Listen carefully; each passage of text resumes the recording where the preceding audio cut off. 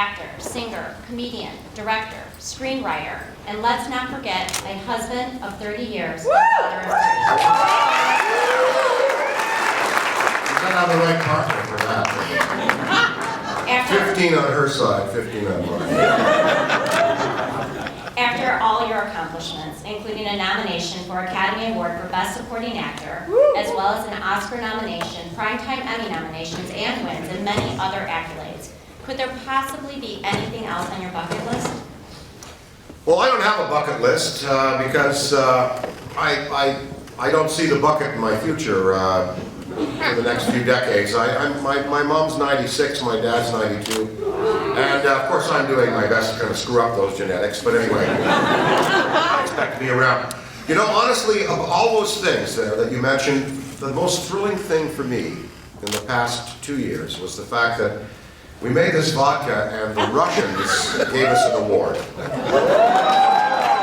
of all the things I've ever done, to win a vodka award in Moscow, and that's it. That just does it for me. So that really was gratifying because it's a hands-on thing. You know, I gave people, along with collaborators. I didn't do all that alone. What you just mentioned there came with collaboration. You don't do that alone. It's all teamwork.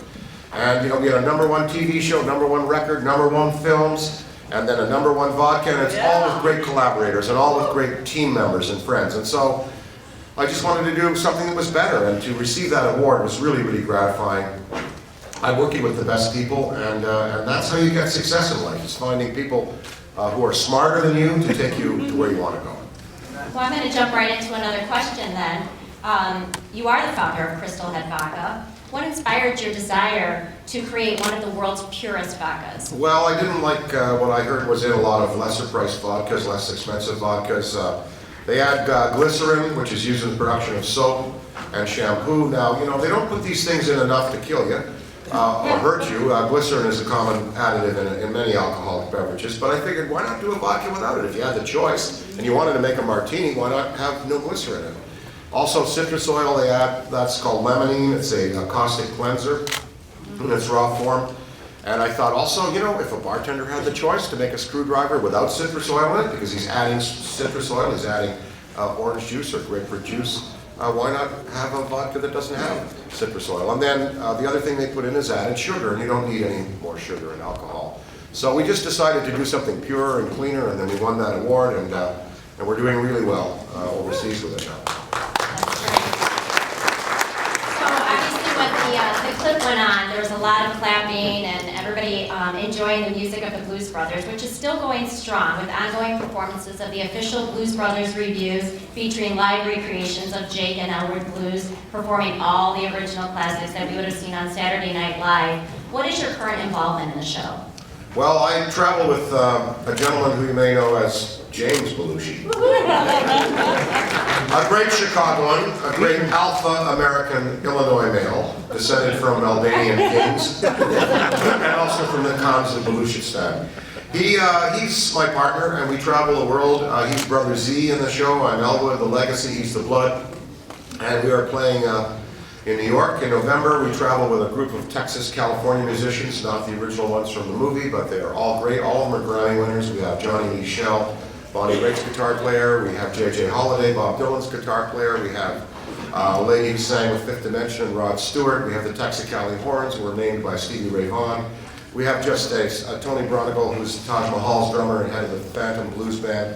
All of the band members are all Grammy winners, all producers, brilliant, brilliant people. Recently we opened the San Antonio Performing Arts Center, and it was a triumphant night. We filled the house, black tie, and it was quite neat that people were coming out to see the music after so long, and then bringing children too. Their kids come and see it now. So we have an active concert schedule, and we'll be playing in November and expecting more gigs in the coming year. Moving into your involvement with the Bluesmobile radio show. Yes, we're in our 27th year of production. We're on Westwood One Radio, and it's an opportunity for me to get new artists out there, to sell them tickets to their shows, and tell people about their live performances and records, and also to venerate the real veterans who are still out there. I was on Jimmy Fallon recently with Bobby Rush. Bobby Rush, he was a Chicago policeman in the 50s, and he went on to a career where he's had over 300 records. He's 80 years old, still touring. He's one of the last members of what they call the Chitlin Circuit down in the States. All these juke joints where James Brown used to play and B.B. King. Little Richard doesn't go out anymore. James is gone. B.B. King is infirm and not touring as much as he used to. And so Bobby Rush is the last one. And the Bluesmobile Radio Hour enables me to sell his music, to tell people he's still out there. And then I get to talk about people like Roxanne Potvin, this lady she's from Croatia. I'm sorry, Anna Popovic, she's from Croatia, she plays the blues. Roxanne Potvin, she's from the Northeast, Franco-American.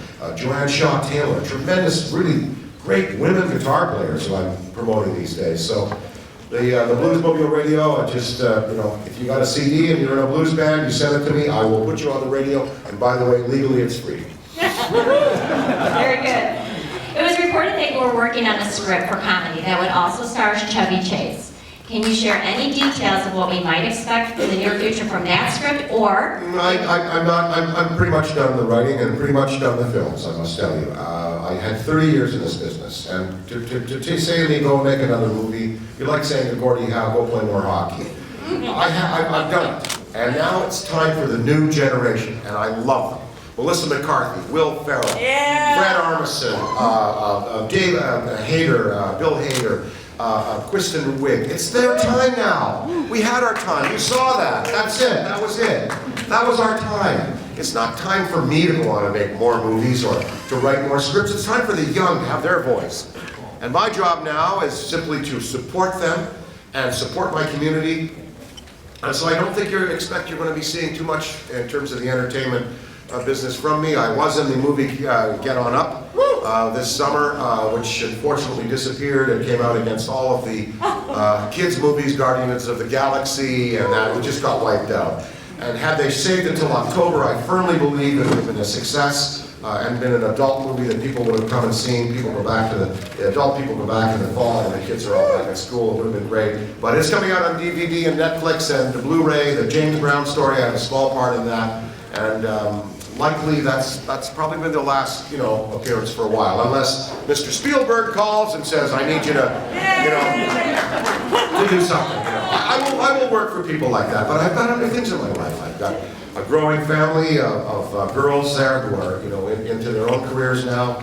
I have a marriage of 30 years to maintain. Then I got the vodka. The vodka's taken me around the world. We've got a lot of work to do there, but I love my community. I don't look back with anything but respect for my fellow actors and writers and directors and producers, and I'm very grateful for the career that I have. Very, very grateful. I have no regrets and no bitterness at all.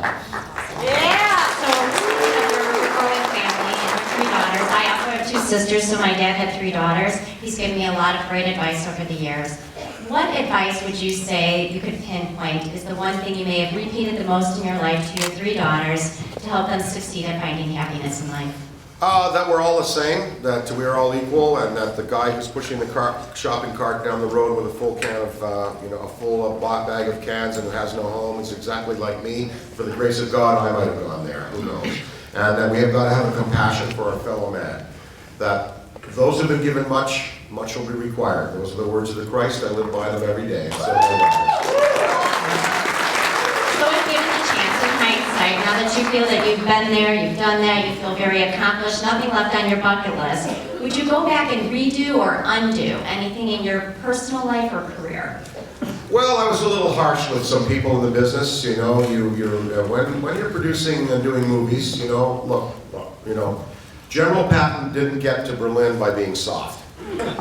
And so executives in the film business, which I was in my time as a producer, I wish that I'd been a little more gentle with some people that maybe I had to let go, who weren't doing their jobs.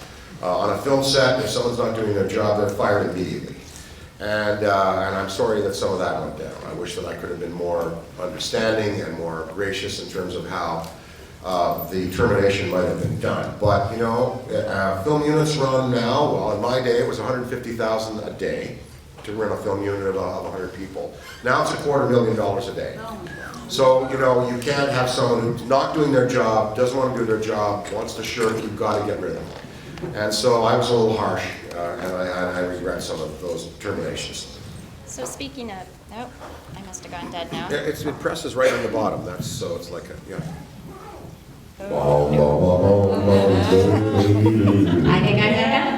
Okay, so speaking of compassion and understanding for all walks of life, you personally were diagnosed with Tourette's at age 12. Actually, no, I was never diagnosed. I read a lot of medical journals myself. So I look at it and I go, you know, yeah, that's a sign of Asperger's Tourette's. A little touch of it. I believe I have it, and it's a self-diagnosis. And I couldn't pinpoint, you know, what tells me that, but it's just, you know, reading and seeing other people and going, yeah, I've got a little touch of that. So I do recognize it, but I don't formally acknowledge it, right? But when people come up to me, and it was a young man today, that father said, yeah, that the boy had Asperger's, a bright, handsome-looking young man. I asked him whether he has any artistic bents, and the guy said he's a writer. And my cousin, who lives in London, she's married to a guy who's full-on Asperger's, and he's one of the most brilliant electronic engineers in the world, and very successful. So, you know, there are people who make it happen, but I don't formally acknowledge it or say, you know, I think I've got a little touch of it. I feel like it. Do you have a personal connection to Naperville? And since you've been in town, where have you gone to eat? What have you enjoyed most of the western suburbs and Chicago as a whole? Well, on the Blues Brothers movie, there was a lady that was working as an extra, and she was from Naperville, and we dated for a while. So, yeah, I was single back then, right? And she was a lovely girl. I believe her name was Denise, and I won't say the last name. But you know, I mean, I was 27 back then, you know, and she was maybe 19. So that was okay back then. And I had to drive her home a couple of times.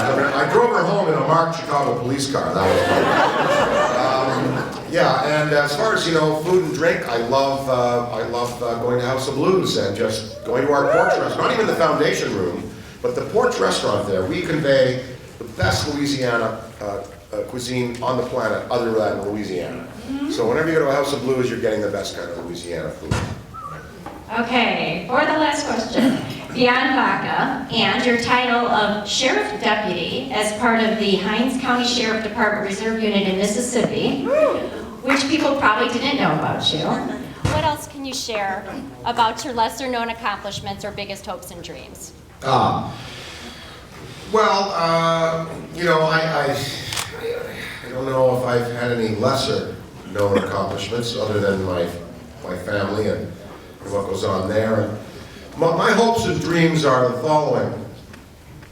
I hope that we can grow tolerance in the world and understanding. And I hope that we can all look and see people who are different than we are as the same. I hope that we can go into life with more love for each other and a universal type of love.